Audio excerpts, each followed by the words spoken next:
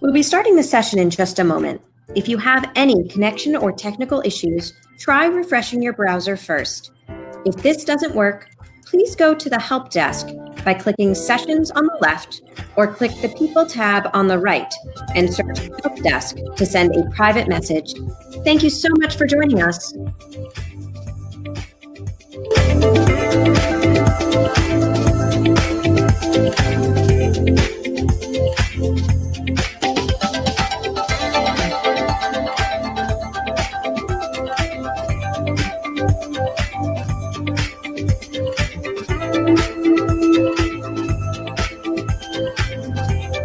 Welcome back, everyone. I hope that you all found the breakout sessions valuable and that you enjoyed our various networking activities. To introduce our next session, I'm pleased to welcome Siobhan Hansen, who is the Food Choice Architecture and Nutrition Manager at Google Food and also Vice Chair for our Menus of Change Business Leadership Council. I'll let you take it away, Siobhan. Thanks so much, Jackie. Great to see you. I'm so pleased to be moderating the discussion today titled On the Menu, Healthy, Protective Foods for Our Immune System and More. We have all seen so many have been touched by the staggering loss of life and economic implications caused by the COVID pandemic. As we all grapple with the health impact of the pandemic, it is not surprising to see so many significant and so much new interest in dietary strategies, ranging from ingredients to diet plans to supplements to boost our immune system. It is clear that diet-related diseases linked to the standard American diet, which is still largely meat-centric and high in highly processed foods, globally accounts for a projected 11 million premature deaths each year. This connection has been further underscored by the media in recent months, with data indicating a strong correlation between excess body weight, chronic disease, and poor health outcomes from COVID-19.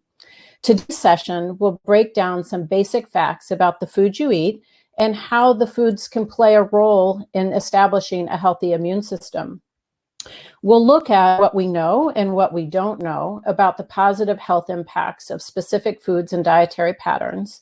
We'll examine how current marketing implications and the environment for health claims tied to specific superfoods and ingredients may or may not have outsized disease-fighting and immune-boosting properties. Finally, we'll consider best practices for chefs and food service operators to highlight the overall value of healthy, protective foods on their menus.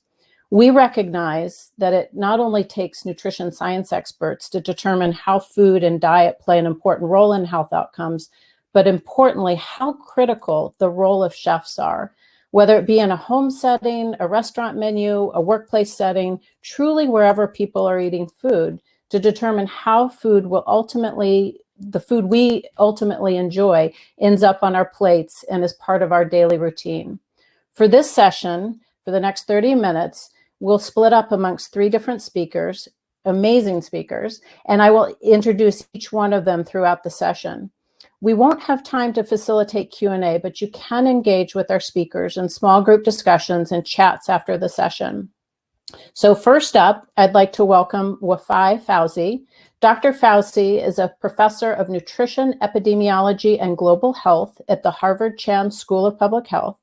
Dr. Fauzi will offer a brief overview of the immune system and speak about the role that diet plays in boosting and or suppressing the immune system.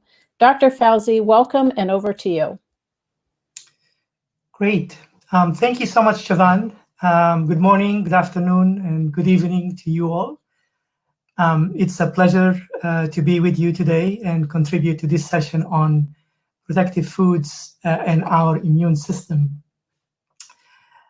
During the flu season every year, or at times of illness, any illness really, people often seek special foods or vitamin supplements that are believed to boost immunity. Vitamin C supplements is one example. Foods like fruits, chicken soup, and tea with honey are other popular examples. Yet the design of our immune system is complex, and it is influenced by an ideal balance of many factors, not just diet, and especially not by one specific food or nutrient. I'm happy to share with you in the next few minutes some of the evidence about how and which foods and nutrients are associated with immunity. Perhaps to start with a basic understanding of the immune system. On a daily basis, we are constantly exposed to potentially harmful microbes of all sorts. Our immune system is a network of intricate stages and pathways in the body that protect us against these harmful microbes, as well as the diseases that they may cause. The immune system recognizes foreign invaders like bacteria, viruses, and parasites, and takes immediate action. Broadly speaking, there are two types of immunity. The first type is our innate immunity, and essentially it's the first line of defense. Pathogens that are seeking to access the body are protected against by the innate immune system. These are through a variety of barriers. Our skin is one example, where a majority of the pathogens are kept away through the skin. Mucosal secretions that line our respiratory system or our gastrointestinal system are important to trap pathogens that have accessed the body through ingestion. Another barrier is the acid that is secreted in our stomach that is successfully able to destroy pathogens. All of these are natural defense mechanisms that are sort of generic and attack various pathogens across the board, and they're not specialized to tackle particular pathogens. That's really the role of the specific immune system that we call the adaptive or acquired immunity, which is the second type of immunity. In acquired immunity, we rely on cells and organs in our body like the spleen, the thymus, the bone marrow, and lymph nodes. When a foreign substance enters the body, these cells and organs create antibodies and lead to multiplication of immune cells that are specific to that particular substance. And those antibodies and cells attack and destroy that invading agent. Our immune system then adapts by remembering that foreign substance so that if it enters again, these antibodies and cells are even more efficient and faster to destroy it. This is how vaccination works, essentially. Vaccines typically include antigens, which are parts of a virus, part of the virus or part of a microbe. These antigens train the immune system so that when we are exposed to the real virus, the body responds quickly and destroys that virus. Next slide. So what are the factors that affect immunity? Our immune system is complex, as I have just said, and it's influenced by an ideal balance of many factors. Diet is certainly one key factor, and that's the focus of this session. But diet is critically combined with other factors that fight infection and disease. Some of these factors, and there are several of them, as you can see on the screen, some of them are unavoidable. Older age is one that we cannot avoid. As we age, our internal organs become less efficient. Immune-related organs produce less immune cells and less antibodies, and therefore less able to fight off infections. Other factors that affect the immune system include body weight. Overweight and obesity is associated with low-grade chronic inflammation, and that is associated with substances that are produced by the adipose tissue, by the fat in our body, that promotes inflammatory processes that adversely affects the immune system. Chronic diseases are also important. For example, autoimmune diseases or immune deficiency disorders. These are capable of attacking and potentially disabling immune cells. And other factors include a general sense of self, stress levels, and mental health.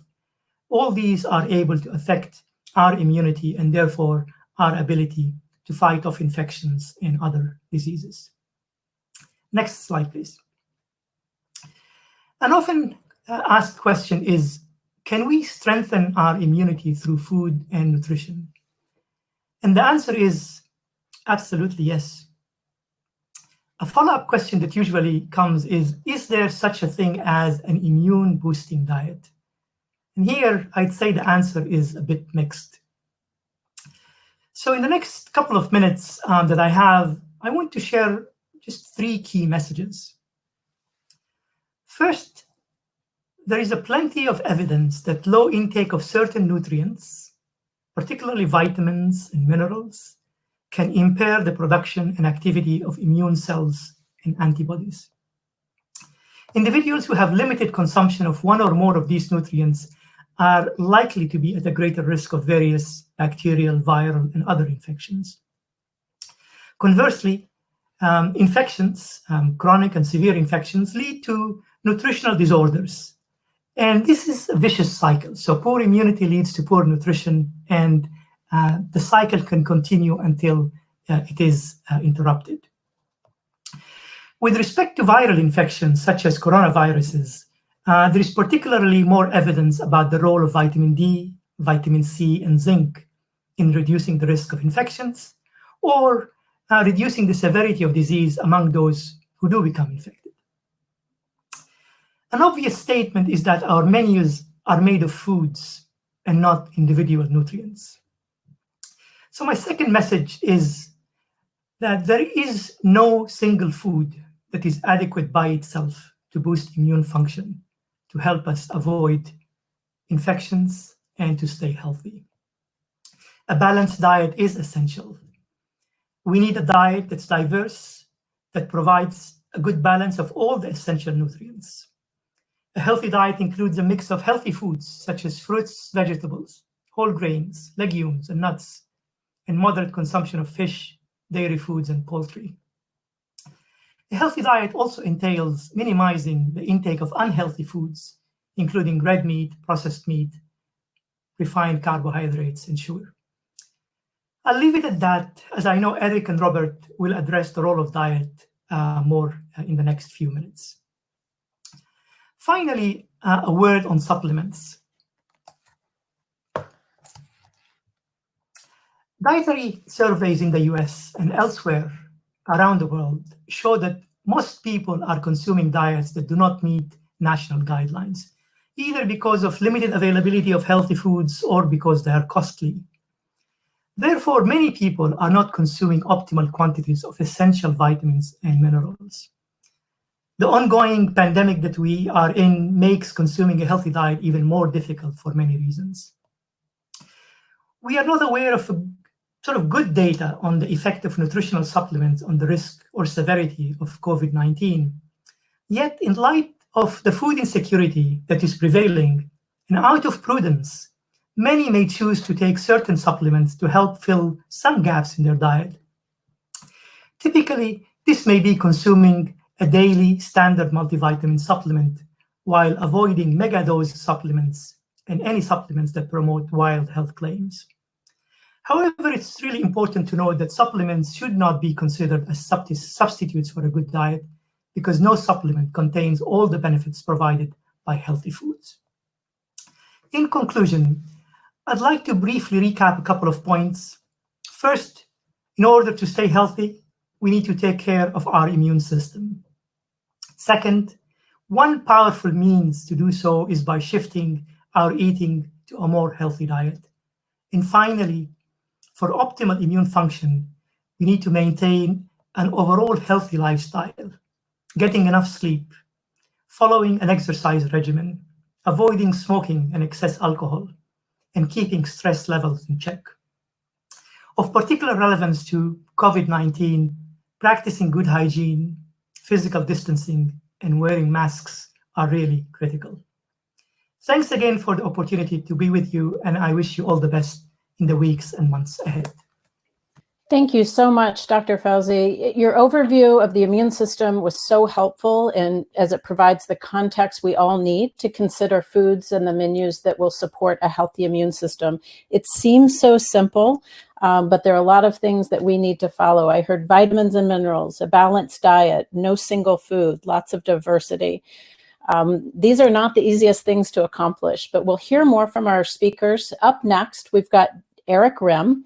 Dr. Rim is a professor of epidemiology and nutrition at the Harvard Chan School of Public Health. Dr. Rim will discuss labeling laws around food and immune function.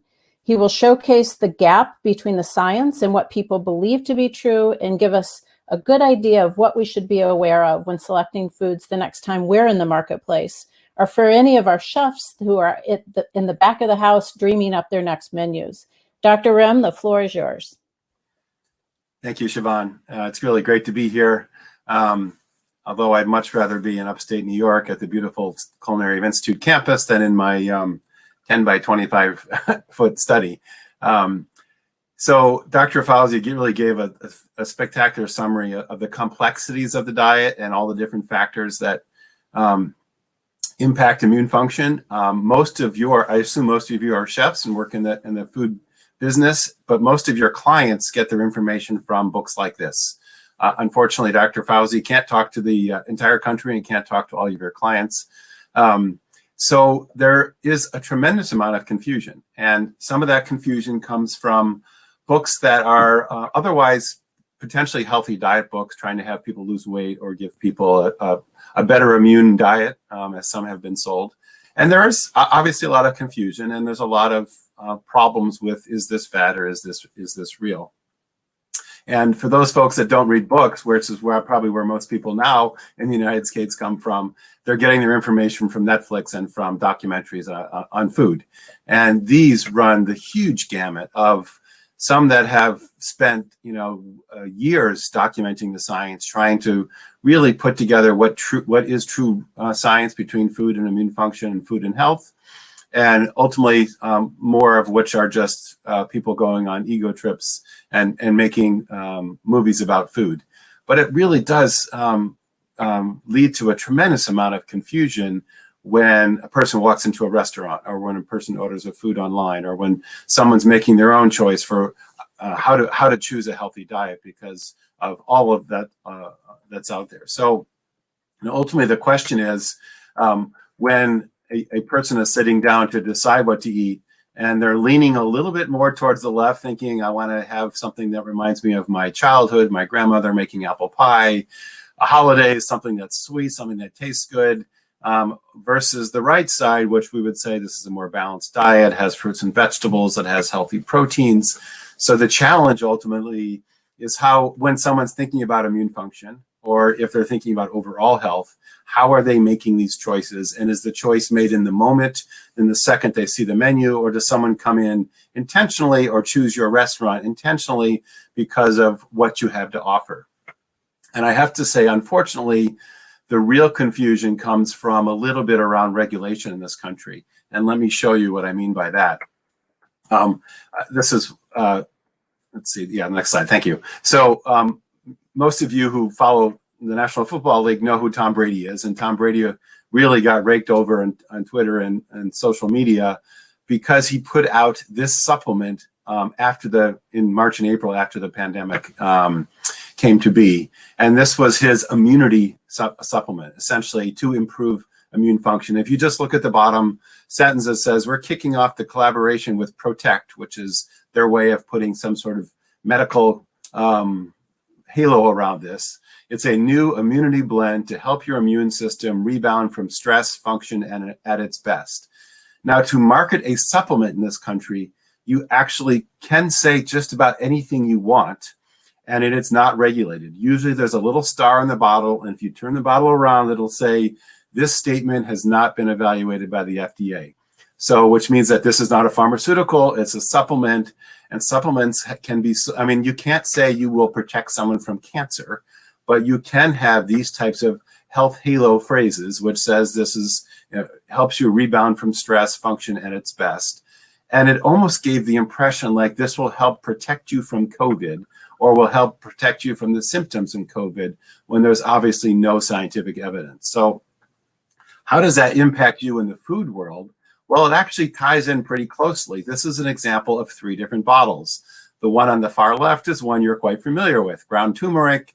And on this bottle, if you look really closely and walk and tighten up to your screen, you can see that the statement on the turmeric bottle just speaks to the fact that this is high potency and chosen from high orange roots or something like that. I can't see it. It's a little bit too small for me on my screen. The bottle just to the right of turmeric is actually a supplement bottle. And the supplement bottle, you are able to pretty much be a little bit broader on this, and that says heightens inflammatory response. Now, it turns out there actually are a few studies that have been done feeding humans turmeric for a fair number of days or weeks, and you do see a modest heightened anti-inflammatory response. But look at the bottle on the far right. Now, these are all contain the same thing. And the bottle on the far right says general wellness. This says it heightens inflammatory response, protects from cardiovascular disease, immune function. I mean, and bone health. I mean, it's almost like you have a miracle drug here. It is the same compound. So this is the other thing that's sowing a bit of confusion with your clients, is if they've been to the supplement store, or you can buy this in any drugstore or any supermarket, they have the impression that, oh my gosh, turmeric must be, this is the golden pill. Yet in reality, none of that truly has been proven out in science, or we all would be talking about it all the time. So again, this is where some of the confusion comes from. So let me, move on to the next slide. So really, I think the message from my part of following on from Dr. Fauzi's talk is that there's really no official superfood. It's really more about marketing, and there's no super nutrient or super element or super spice. There's a lot that do a little bit and do potentially help immune function, but you can help immune function so much by not smoking, losing 30 pounds, not living where the air is polluted, a lot of other factors. So nutrition does have an important role, but it's really part of that circle that Dr. Fauzi showed you. All of those factors impact immune function. And really what we need to do is make healthier choices. And that's why I showed you 2 choices for a beverage with your meal. The one on the left is green tea, which has polyphenols, which do have a small impact on immune function. The one on the right is sweet tea. Now, I apologize to my colleagues from the South. Sweet tea does have a bit of tea in it, but that on the right is 160 calories. That 12-ounce beverage will have more added sugar than a Coca-Cola. So you can see when we think about making healthy choices, we need to think about healthy swaps, that we're adding something in, but it's so good because we're taking something else out that was detrimental. So that may be adding in a fish because we know it's healthy, and taking out chicken fried red meat because we know that is detrimental. So it's really much more complicated than any one single item. So we're getting to that point, and I still think we're 5 to 10 years away, where we really can come up with a personalized message, where I can go into a chef saying, here's my readout. Could you give me a bit more herbs and spices of this kind and less salt and less of these other factors? And the way we're doing that is we're sequencing the microbiome. We're looking at people's blood tests. We can now look at 1,000 different compounds in your blood. We can get things from what you tell us about your past medical history. We can look at 6 million individual spots on your own DNA.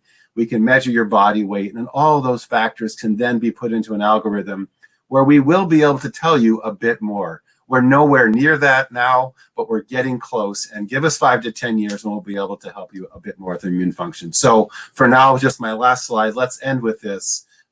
Ultimately, I think we have to remember it's the healthy plate. It's half fruits and vegetables, whole grains, almost all 100% whole grains, and a healthy protein.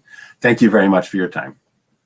Thank you so much, Dr. Rim. You've provided great insight about what to watch for in the marketplace, especially at this time where we're being bombarded by so many messages, and great practical tips on those healthy swaps that can lead right into the kitchen. And our last up is Chef Robert McCormick, great speaker, CIA grad 98, who is the brand chef for the True Food Kitchen. Chef Robert will showcase strategies for culinarians to operationalize the science we've been discussing on immune health.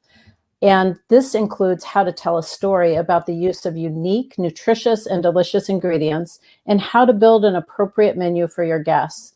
Chef will include a discussion on successful strategies to build plant-forward and craveable menus, all of which feature immune-boosting ingredients. Chef, over to you. Thank you, Siobhan, and thank you, Dr. Eric Rim there for your presentation, and Dr. Wafai as well. Great, ton of information to unpack there. And for me, just being a chef and not having such a vast sort of knowledge of all those, maybe a little more technical side of things, I really like to break this down into sort of one simple statement. Food should make you feel better and not worse.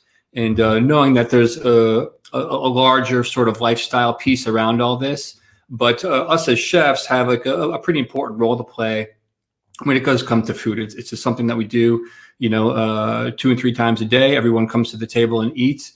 And so I feel like of all the lifestyle things between environment and in eating, that food is actually is one of the more impactful ones. So what I want to kind of touch on is how we sort of approach things at True Food, and implementing a lot of these ingredients and things that may or may not help the immune system isn't always easy. But the way I break it down into 2 pieces here. So quality and creative ingredients, basically. So cooking 101, right? So quality. Look at what you're ordering, what you're bringing in the restaurant. You should be looking at clean proteins, grass-fed beef, organic produce when you can, things that are in the height of season, that really are at their peak. You shouldn't be shipping things across the country, berries in the middle of December or whatever it may be, to really kind of look at how can you make the ingredients that you're serving at their peak every day.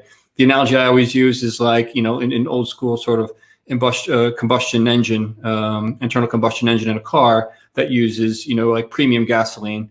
That's one way, that a car operates. Or you can compare it to something that has an electric drivetrain that works much more efficiently and gives off a lot less, the energy that it uses is much more efficiently utilized.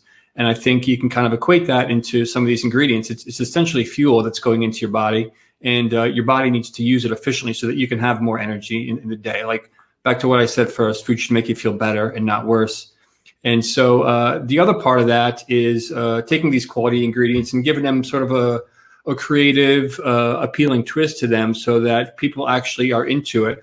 Often, you look at, it's a True Food is a health food restaurant, or they only serve, vegan dishes there, or whatever it may be. And that's not true in any sense. I mean, the food we serve is very vegetable forward and vegetable driven, but it's very well balanced. If I could go to the next slide here. So it's basically, you'll see a kind of a recurring theme here with variety, right? You have fruits and vegetables, whole grains, legumes, healthy fats, fish, mushrooms, lean proteins, all things like that. And then some of those other things in moderation, like dairy and chocolate and even red wine. Variety really is the key. And taking, what you would find in a typical recipe that may be loaded with things that aren't necessarily going to help you, that aren't going to give you any energy. They're going to take more than they give. and replacing some of those ingredients with something that might actually be a little bit more beneficial and not spike your blood sugar throughout the day. So eliminating all those ultra processed things out of your pantry, and and trying to if there's something in your pantry that you can't really explain what it does or what it contributes to the dish, then you probably don't need it. So really kind of minimizing all that sort of stuff. And it's not easy. I mean, substituting all these ingredients, like if you're substituting coconut cream for heavy cream, or a kuzu root, which is sort of a very like a natural thickener that helps to sort of stabilize your blood sugar, instead of an arrowroot or a xanthan gum or something like that. It takes a little bit of time, and it's something that you need to work at and do a little bit of research on, and a ton of experimentation. The next slide here. So this is a great example of sort of you saw in the food pyramid there. You have this vast amount of variety, and we sort of tried to translate that as much as possible to what we call the unbeatable burger. So this is a vegan, plant-based burger. And it doesn't necessarily need to be vegan, but again, this is one of those things where it's sort of a comfortable, familiar vessel, in that it's a burger. Everything on there besides potentially the bun is really going to help contribute to giving you energy throughout the day. You have jicama, avocado, leafy greens within that patty. Well, number one, you have the roasted beets, but you have quinoa, oats. There's a little bit of that kuzu root that I mentioned too, to help sort of bind everything together. And so these are ingredients that can really help you to get you through the day, rather than eating a huge, traditional burger that's going to sort of slow you down throughout the day. And the next one here, just another example, jackfruit lettuce wraps. So that's just another example of this dish is interesting in that we had a different name for it on the menu. We called it jackfruit japchae, which japchae is sort of like a Korean-inspired dish, and it's got a lot of similarities to the flavor profile of this dish. But when we put it on the menu, it didn't move because of the name. So naming, I think, and making some of this food more approachable is as important as what is actually going in the food. And so again, you're just looking through all the different ingredients there, and these little things that can help give a little bit rather than take away from you. What Dr. Rim was talking about with substituting and swapping ingredients. It's the same idea. My philosophy is always the food, again, should make you feel better and not worse, and using ingredients that actually help contribute to your energy throughout the day rather than kind of deplete it. Go to the last example here. This is a dish, the Immunity Bowl, which we rolled out last winter just before the pandemic hit, and we just kind of got lucky with that one and how it actually worked. And again, it's like sort of our version of chicken noodle soup, but all completely clean ingredients. We use a house-made dashi broth, lion's mane mushrooms, kale, quinoa, garbanzo beans. Again, it's back to that variety piece. Not one of these ingredients are going to like all of a sudden boost your immune system altogether, but eating a balanced diet, eating dishes that have a lot of variety and balance in them, together with sort of a healthy lifestyle, sleeping well, getting 8 hours of sleep every night, staying hydrated, limiting the screen time, all those different things together will definitely help boost the immune system. And I think, but food in and of itself, at least for me and my standpoint, has a bigger impact than a lot of those other things. It helps you to kind of have that energy and really sort of make better decisions, lifestyle decisions throughout the day. And I think, and then that's it. Really, those are my things: is really quality ingredients, creative practices, and then variety. And that's it. Thank you. Thank you so much, Chef. It is so great to end on such a high note about the amazing role that chefs like you have to distill the nutrition insights that we heard earlier from Dr. Rim and Dr. Fauzi, and turn them into a delicious meal that customers and consumers can enjoy and, as you say, feel really good about. In closing, a big thanks to our incredible speakers. We hope this session has given you a better sense of the basics around immune health. Dr. Fauzi shared the role that diet plays in boosting and or suppressing the immune system, and suggested what to look for and how to thoughtfully identify foods and ingredients that can support overall health and well-being. And we learned from Dr. Rim that we need to have a critical eye when looking at claims on foods, especially those that are being promoted by celebrities. We learned from Dr. Rim that we do need to just be very careful as we're selecting our foods, and that we have choices. Not that we have to eliminate all the foods that grandma has prepared, but we really want to focus on a healthy and balanced diet. And finally, Chef Robert made it very clear why chefs should care about supporting their guests' immune system. We have seen that the translation of science into practical advice in the kitchen can be the ultimate opportunity for us to help support customers and consumers toward better health. So thanks so much again to the speakers. Thanks for the time today. And again, you'll be able to make the connection through chats and small group discussions later. Jackie, over to you. Thank you so much, Siobhan, and another thank you to Wafai, Eric, and Robert for this amazingly insightful session. We are now going into our final event of the day, our networking reception. If you haven't yet taken the polls on the right, we've got a new one up asking about immune boosting foods on your menu. So head over there to have your voice heard and to see how your fellow attendees have voted. Also, our earlier poll asked about how many of you were first time. It was great to see how many of you were first time. It's your first time tuning in to MOC. So again, a very special welcome to you. I hope we have convinced you to join our community going forward. As during the break, we have a range of ways for you to engage with other attendees through our one-on-one networking and sponsor expo. Don't forget that you're entered in a raffle for each activity you engage in. And if you attend and participate all 6 weeks, you'll have a chance to win free registration and travel to next year's conference. And last, we want to make sure you get a chance to offer your opinion on this first day in our virtual series. So please fill out our feedback survey, which you can access at this link or in the link you'll get via email. We hope you'll also join us next Wednesday when we dive deeper into consumer insights and engaging customers around climate action and offer another great slate of breakout sessions. You'll find the full schedule at menusofchange.org. Same time, same place next week. And until then, enjoy the reception.